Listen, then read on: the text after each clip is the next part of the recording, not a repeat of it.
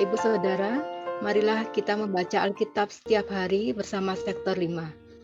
Hari ini kita sudah sampai pada 2 Korintus pasal yang kelima. Karena kami tahu bahwa jika kemah tempat kediaman kita di bumi ini dibongkar, Allah telah menyediakan suatu tempat kediaman di surga bagi kita, suatu tempat kediaman yang kekal, yang tidak dibuat oleh tangan manusia. Selama kita di dalam kemah ini, kita mengeluh karena kita rindu mengenakan tempat kediaman surgawi di atas tempat kediaman kita yang sekarang ini. Sebab dengan demikian, kita berpakaian dan tidak kedapatan telanjang. Sebab selama masih diam di dalam kemah ini, kita mengeluh oleh beratnya tekanan, karena kita mau mengenakan pakaian yang baru itu tanpa meninggalkan yang lama, supaya yang fana itu ditelan oleh hidup. Tetapi Allah lah yang justru mempersiapkan kita untuk hal itu dan mengaruniakan Roh kepada kita sebagai jaminan segala sesuatu yang telah disediakan bagi kita.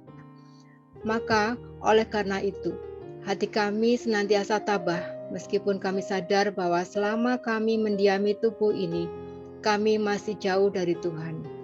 Sebab hidup kami ini adalah hidup karena percaya, bukan karena melihat. Tetapi hati kami tabah, dan terlebih suka kami beralih dari tubuh ini untuk menetap pada Tuhan. Sebab itu juga kami berusaha baik kami diam di dalam tubuh ini maupun kami diam di luarnya, supaya kami berkenan kepadanya. Sebab kita semua harus menghadap tahta pengadilan Kristus, supaya setiap beroleh apa yang patut diterimanya, sesuai dengan yang dilakukannya dalam hidupnya ini, baik ataupun jahat. Ayat 11 sampai dengan 21, pelayanan untuk pendamaian. Kami tahu apa artinya takut akan Tuhan. Karena itu, kami berusaha meyakinkan orang. Bagi Allah, hati kami nyata dengan terang, dan aku harap hati kami nyata juga demikian bagi pertimbangan kamu.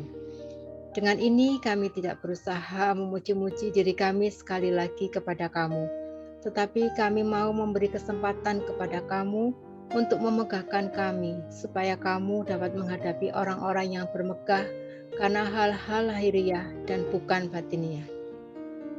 Sebab jika kami tidak menguasai diri, hal itu adalah dalam pelayanan Allah. Dan jika kami menguasai diri, hal itu adalah untuk kepentingan kamu. Sebab kasih Kristus yang menguasai kami, karena kami telah mengerti bahwa jika satu orang sudah mati untuk semua orang, maka mereka semua sudah mati. Kristus telah mati untuk semua orang, supaya mereka yang hidup tidak lagi hidup untuk dirinya sendiri, tetapi untuk Dia yang telah mati dan telah dibangkitkan untuk mereka. Sebab itu, kami tidak lagi menilai orang juga pun menurut ukuran manusia. Dan jika kami pernah menilai Kristus menurut ukuran manusia, sekarang kami tidak lagi menilainya demikian. Jadi, siapa yang ada di dalam Kristus, ia adalah ciptaan baru. Yang lama sudah berlalu, sesungguhnya yang baru sudah datang. Dan semuanya ini dari Allah, yang dengan perantaraan Kristus telah mendamaikan kita dengan dirinya, dan yang telah mempercayakan pelayanan pendamaian itu kepada kami. Sebab Allah mendamaikan dunia dengan dirinya oleh Kristus, dengan tidak memperhitungkan pelanggaran mereka. Ia mempercayakan berita pendamaian itu kepada kami. Jadi kami ini adalah utusan-utusan Kristus, seakan-akan Allah menasihati kamu dengan perantaraan kami. Dalam nama Kristus kami meminta kepadamu, berilah dirimu didamaikan dengan Allah. Dia yang tidak mengenal dosa telah dibuatnya menjadi dosa karena kita, supaya dalam Dia kita dibenarkan oleh Allah. Demikian firman Tuhan.